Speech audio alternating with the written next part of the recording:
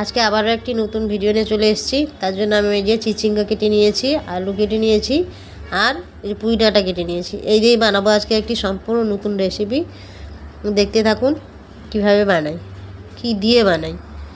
কড়াই বসিয়ে দিয়েছি, তেল দিয়ে দিয়েছি, তেলটা গরম হয়ে গেছে। এই সবজিগুলো দিয়ে দিব, দিয়ে এগুলো একটু ভাজা ভাজা করে নেব। নাড়াচাড়া করে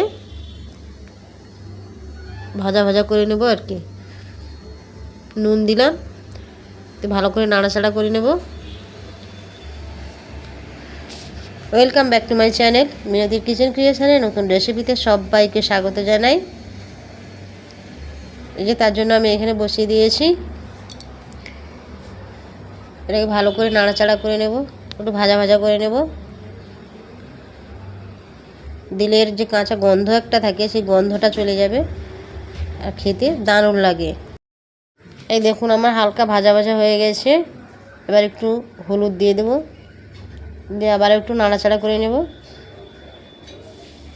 দিয়ে তুলে নেব।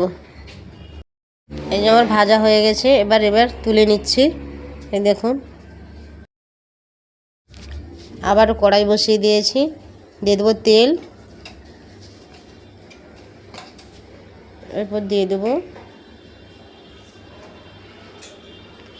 তেলটা গরম হয়ে গেছে, দিয়ে দিলাম দুটো শুকনো লঙ্কা ফোড়ন, আর দিয়ে দেব তেজপাতা আর অল্প একটু 5 ফোড়ন। এবার দিয়ে দেবো পেঁয়াজ, দিয়ে এটাকেও ভালো করে নাড়াচাড়া করে নেব।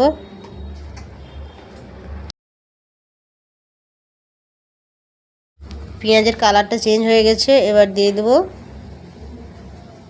আদা বাটা, অল্প একটু আদা বাটা দিলাম। আদা বাটাটাকেও ভালো করে নাড়াচাড়া করে নেব। এবার দিয়ে দেবো হলুদ, হলুদটাকেও ভালো করে নাড়াচাড়া করে মিশিয়ে নেব। মশলাটা হয়ে গেছে, এবারে ভেজে রাখা সবজিগুলো দিয়ে দেবো। ভালো করে নাড়াচাড়া করে মিশিয়ে নেব। সব উপকরণগুলো একসঙ্গে ভালো করে মিশিয়ে নেব। এই রান্নাটা খেতে যা লাগে না। এটা আমার ভালো করে মিশানো হয়ে গেছে। এবার দিয়ে দেবো এই যে পোস্ত বাটা। এই পোস্ত বাটা না দিলে টেস্টি হবে না। খুব কম মশলায় পোস্ত বাটা দিয়ে এই রান্নাটা করতে হবে, দিলে খেতে অসাধারণ লাগে। পুঁই ডাঁটা, চিচিঙ্গা আলু পুঁই ডাঁটা পোস্ত, যা খেতে লাগে না, দারুণ লাগে খেতে। একবার হলেও আপনারা বাড়িতে বানিয়ে খাবেন, তারপরে বলবেন কেমন লাগে। এটা ভালো করে মিশানো হয়ে গেছে, এবার দিয়ে দেবো একটু, এই দেখুন হয়ে গেছে মিশানো। এবার দিয়ে দেবো একটু গরম জল, একটু উষ্ণ গরম জল দেবো আর কি।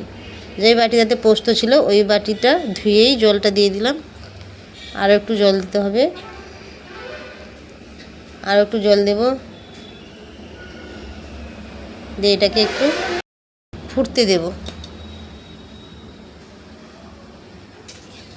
তো আর ঝোল ঝোল হবে না, একটু মাখা মাখা হবে, পোস্ত যেরকম আলু পোস্ত হয় সেরকমই।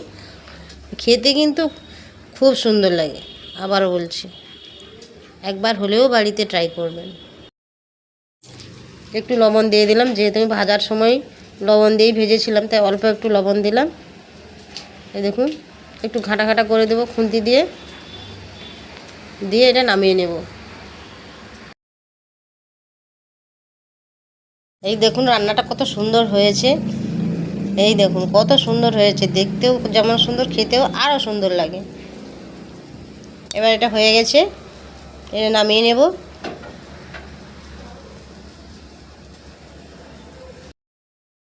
রান্নাটা আমার হয়ে গেছে, নামিয়ে নিয়েছি। দেখুন কত সুন্দর হয়েছে। পুঁই ডাঁটা আলু চিচিঙ্গা দিয়ে পোস্ত, খেতে জাস্ট ফাটাফাটি লাগে। এই রেসিপিটা আপনাদের কেমন লাগলো জানাবেন। লাইক শেয়ার কমেন্ট, ও নতুন বন্ধুরা অবশ্যই চ্যানেলটিতে সাবস্ক্রাইব করে আমার পাশে থাকবেন। ভালো থাকবেন, সুস্থ থাকবেন। দেখা হবে, কথা হবে অন্য কোনো ভিডিওতে।